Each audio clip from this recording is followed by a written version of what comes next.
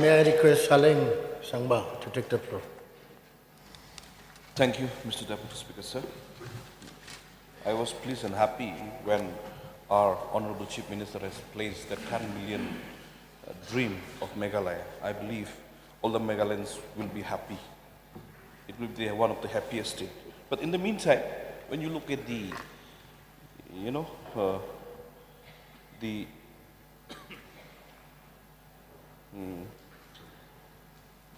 data of our India, that Meghalaya has become one of the third poorest state in terms of GDP per capita as per the Niti Aayog discussions in paper multidimensional poverty in India. But in the meantime, I'm also happy also that we have got only 3% unemployment in our state. With the new project, Mr. Speaker, sir, our people cannot achieve anything without understanding the methodology and the strategy and attempting to solve every livelihood, unless the government analyzes the process required for the development in our state. And to have the point to see the pitfall in search for the new challenges of development, which is a long process in experimentations with alternate for the new development, Mr. Speaker, sir. Sir, ignoring the reality is quite devastating to see the government employees, those temporary employees actually. Sometimes for the salary they have to come out and agitate, which doesn't look good. Like non-cooperation movement, so and so forth.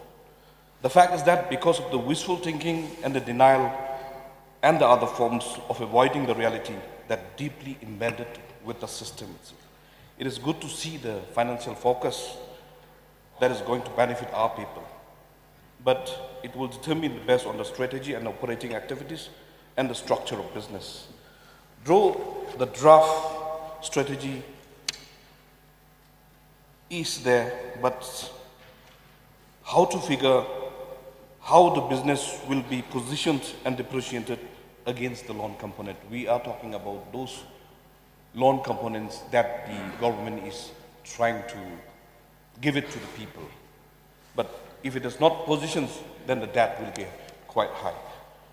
Now, because of those, the government has to crystallize the reality and the external environment, link them with the chosen set of financial targets, and I believe the foundation should be valuing the fundamental rights and its usefulness, importance will definitely be understood and respected by the government for the people. I believe this government will distinguishedly manage to practice what they have said in this budget. Mr. Speaker, sir. Now we have seen lots of commodities inflating, rising price. Even the price of rice within the last 11 months is this increase double the amount.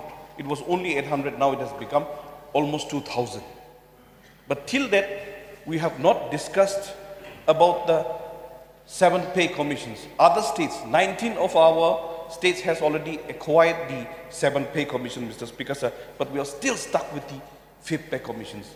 If it can, do something about it, I think the people will be more happier rather than that 10 billion dream, Mr. Speaker, sir. I've got few points. Yesterday, I have pointed out about the police department recruitment. I was trying to address the police department yesterday, sir, regarding our Chief Minister himself has talked about the physical fitness. Then why do we have to deal with the age? Those who are 30 also, they might be stronger than the person who is 18. So if we could reconsider this particular demand will be made by the department, no doubt about it. Even in the forest department also, in one time I could remember, females were not taken for the rangers, but nowadays they started taking. Even in the police department also, before they don't take the police females, but now they started taking. So likewise, according to their physical fitness, if that age bar can be at least changed, I think it will do some justifications those who have been waiting and lingering for this Honourable particular member, job. please try to wind up. Mr. Speaker, sir, even the teachers deficit, non-government deficit school teachers, Mr. Speaker, it was sanctioned, but it's already 2 months, which is their salary has not been paid. Even the doctors who are teaching, the faculties who are teaching some issues within the department, they have not been given the salary. With these few words, Mr. Speaker, sir, if those can be addressed seriously, I believe people will not look at the 10 billion budget, but our state will be happy and will be one of the happiest states. With these few words, Mr. Speaker, sir, I resume my seat. Thank you. May I request Honourable Member Gavin William MLA, please. So, Deputy Speaker, sir, thank you for allowing me to participate in the discussions of the budget as presented by the Honourable Leader of the House. We can see, sir, from the budget speech that the government has termed this current budget as the Mission 10, an aim for building a $10 billion US economy by the year 2028, and also with an aim to place our state in the top 10 states amongst all the states in the country by the year 2032 in terms of per capita GDP and ensuring higher level of achievement of sustainable development goals. And I hope and believe, sir, that this intention of the government is achieved within the time frame as indicated. Under the primary sector, sir, we could see, sir, that the government appreciates the fact that majority of the population depends directly or indirectly upon this particular sector. Therefore, we could see that a huge amount of allocation has been allocated to this sector, sir. We could see, sir, that the government also has plans to construct prime hubs in all the blocks across the state, thereby to ensure that our local produce can also be promoted. And also, sir, we could see that various missions have been initiated by this present government. And I'm very happy to be informed, sir, that these mission mode projects has benefited around 1 lakh households across the state. And I'm very hopeful that with these interventions in place, the people will greatly benefit from the agricultural sector. However, sir, I would also like to mention that there are still some products under the agricultural and horticultural sector, which I would like to urge the government to keep more focus and maybe where we could also implement through a mission mode. Under the health sector, sir, we could see that 1,970 crores have been earmarked towards this particular sector. This shows the priority of the government, and I'm very confident that with this huge allocation coupled with the focused approach in tackling the issues on the ground, the health parameters in the state will improve gradually in the future. Now, coming to the empowerment of women. Yes, sir, we could see that the increase of the women members in the self-help group network from just 60,000 in 2018, and now we are having around 4.37 lakh members across the state in this current year. It's already a remarkable indicator highlighting the achievement of the government in this particular sector. Yes, sir, under the tourism sector, knowing that the tourism sector is one of the sectors that can contribute substantially to the economic growth of the state and also its inhabitants, we are very happy that the government has really prioritized this sector. And I'm also thankful to the government, sir, for the plans to construct a more orthodox skywalk and also to have a good hotel at Sora, considering the fact that our area is known for captivating tourists from all over the world. Sir, now coming to the issue of the youth in the state. Understanding that 72% of the state's population consists of youths below the age of 35. We could see that various interventions have been undertaken by the government to drive the youths in the right direction so as to ensure that our state gets a bright future in the coming days. Yes, sir, knowing the potential of our youth, I'm very happy that the government has provided construction of various sports infrastructure across the state, also introduced programs aimed at fostering the entrepreneurial spirit amongst our youths, ongoing skilling programs which have also been imparted to the youths. I am very hopeful, sir, that with such programs in place, this will really help to prepare our youth for the many demands in the skilled workforce and also to help them become more well-rounded individuals in the coming days. So under the education sector, sir, we could see, sir, that the government plans to upgrade the various Anganwadi centers across the state and also expand the network to cover all uncovered villages. This is really a great step to ensure that the child gets the required facilities, especially at the foundation stage.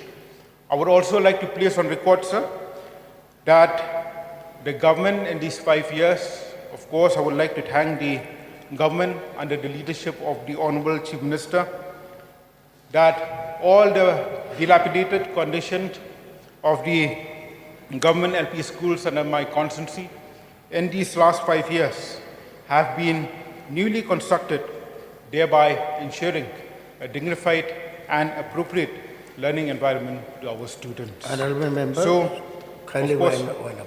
okay, sir, I'll end my speech. So with these few words, I would once again express my deepest gratitude to the Honorable Leader of the House for presenting this budget 2024-25. And with these few submissions, sir, I resume my seat. Thank you, sir. Thank you. May I request Honorable Member Nuzul Kushingho, MLA, to take the floor.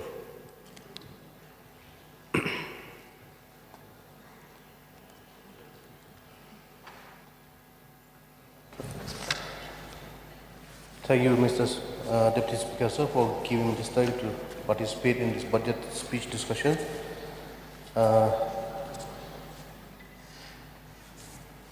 really like to appreciate the effort that was being made by this present government under the leadership of our Honorable CM Sri Conrad K. Sangma for presenting a very beautiful budget which aim to make our economy, the state of Meghalaya, as a $10 billion economy, sir. So I would like to make some few suggestions, sir. And that is under the veterinary department. Under veterinary department, sir, there's one assurance that was being assured to me on the floor of this August House, and that was since the budget session of 2019, and that was the upgradation of Saasniang KBC to a dispensary. Although the assurance has already been given on the floor of the House, but the thing is that till now, we are yet to see the light of the day, sir. And that also assurance since 2019. So I would like to urge upon the Honorable Chief Minister to kindly look into the matter to expedite the process for upgradation of the Saasniang KBC to a dispensary. And when it comes to health sector, sir, the very point that I have raised time and again, and that is the setting up a PHC at Sierra Village, sir. Just recently I have discussed this matter with the Honorable Health Minister. So once again, sir, why I raised this very important PHC, because it is a need of the day for the people who reside in Block 1 area, sir. For just small medication, they have to come all the way from Block 1 to Saasniang or to Juai, which is more than 50 to 60 kilometers away, sir. So that's why, sir, if the government could consider this proposal to set up a PHC in Sierra Village, it will be of a great benefit for those people who reside in Block 1 area, sir. And when it comes to road sector, sir, again, the issue that I have raised time and again. So, sir, again, through you, I would like to urge upon the Honorable Chief Minister and also our Honorable Deputy Chief Minister in charge PWD to kindly look into the proposal of the Khatkasla Mojem Drikendeng Road, sir. Why I raise this issue time and again? Because till now, there's yet to be a single road that is possible all the way in Block 1 area, sir. There's only one Kacha road which is possible only in winter time. So I would like to urge upon the Honorable Chief Minister and also Deputy Chief Minister to kindly look into the matter and to expedite the process for the proposal of this Katkaslam Mojam Jikendeng Road. And I'm so grateful to the Honorable Deputy Chief Minister. He informed me last time that the name of the road has only been there in the list of the proposed scheme, sir. So I will expect our Honorable Deputy Chief Minister to kindly look into this special road, sir. And also, sir, the assurance that was being made by the Honorable Deputy Chief Minister, sir, last budget session 2019 with regard to the NH6, National Highway 6, sir, from Maurangkinang to Malidor. We used to face a lot of problems, sir, being one of the heavy traffic congested road in the state. So we used to experience a lot of traffic jam from time and time. So that's why, sir, I would like to urge upon our Honorable Chief Minister and our Honorable Deputy Chief Minister in charge PWD to kindly look into the matter to expedite the proposal for the construction of NH6, sir. And on the CM Correct scheme, sir, I would like to point out to you, Mr. Deputy Speaker, sir, there's two villages which are yet to be connected in my constituency, and that is Mobandu village with a population of around 600 people and a household of not less than 70 households. Till date, it is yet to be connected. And also, sir, another village, that is Madan Berwai village. Although it is quite a small village, but we expect, sir, that a road should be constructed to this small village, sir. And also, sir, there's a great need of the urgent repair of this Khatkaslap road. It is located in the disputed area, sir. And the road, as of now, it's in a very bad condition. So I would like to urge upon the government and also to our Honorable CM to kindly repair the Khatkaslap road, which is in a very deplorable condition as of now, sir. And also, sir, I would like to Honorable Member, please try to wind up. I would like to remind to when it comes to the border area development scheme, sir, I will urge the Honorable Chief Minister to kindly increase the fund and also to ease the guideline for the implementation of this very set program, sir. And also, sir, when it comes to education sector, I would like to remind our Honorable Chief Minister to kindly sanction for the construction of this Saleng Higher Secondary School, sir. Our Honorable CM has been there personally along with me, so I will like to remind again our Honorable CM to kindly consider for the construction of this Saleng Higher Secondary School building. And one last point, sir. Under Soil and Water Conservation Department, I made one proposal last time, and that is to set up a Laskeng beat office in Laskeng village. So I would like to urge upon the government through you, Mr. Deputy Speaker, sir, to kindly consider this proposal, and that is to set up a beat office in Laskeng village. So I have so many points, but my time is up. So once again, thank you, Mr. Deputy Speaker, for giving